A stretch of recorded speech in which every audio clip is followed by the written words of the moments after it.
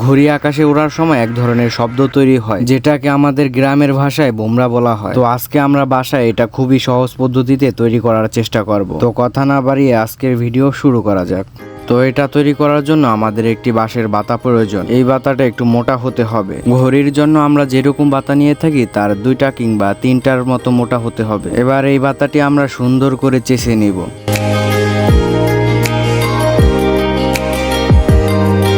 এই বাতাটি বানানোর বেশি সময় লেগেছে চেঁচে চিকন ও সুন্দর করতেই। তো আপনারাও সুন্দরভাবে এই বাতাটি চ্যাপ্টা আকারে চেঁচে নেবেন। মনে রাখবেন, এই বাতাটি যদি সুন্দরভাবে চাষা না হয় তাহলে কিন্তু আপনাদের পুরো পরিশ্রমটাই বৃথা যাবে। তাই অনেক সময় নিয়ে সুন্দরভাবে চেঁচে নেবেন।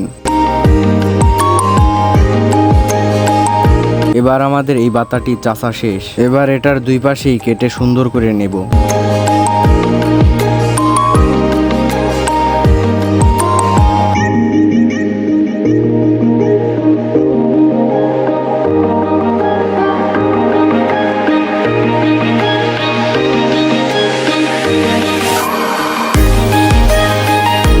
সমান করে কাটা হয়ে গেলে এবার এই বাতার মাথায় ডাইস বা খাস কেটে নিতে হবে। আমরা যেহেতু 2টা ফিতা ব্যবহার করব, এর জন্য এটার মাথায় 2টা খাস কেটে নিতে হবে। আবার আপনারা যদি এর চাইতেও বেশি ব্যবহার করেন তাহলে আপনাদের প্রয়োজন অনুযায়ী খাস কেটে নেবেন। যদি ফিতা বেশি ব্যবহার করেন তাহলে এটার শব্দটা একটু বেশি হয়।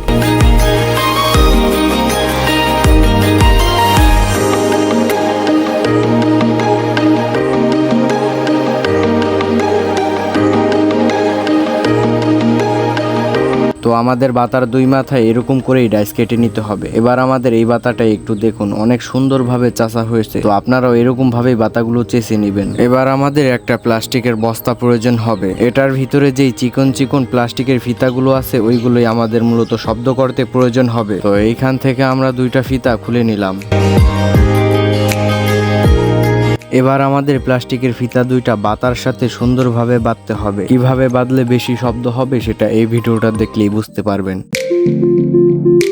সো ভিডিওর মাঝখানে আমাদের এই বিড়ালটা চলে আসে।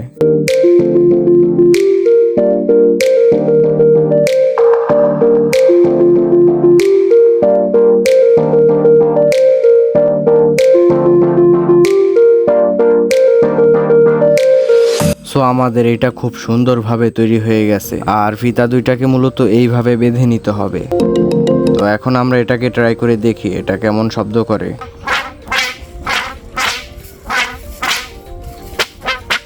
আপনারা যদি এটাকে আরো বড় করে তৈরি করেন তাহলে এটা আরো অনেক জোরে শব্দ করবে।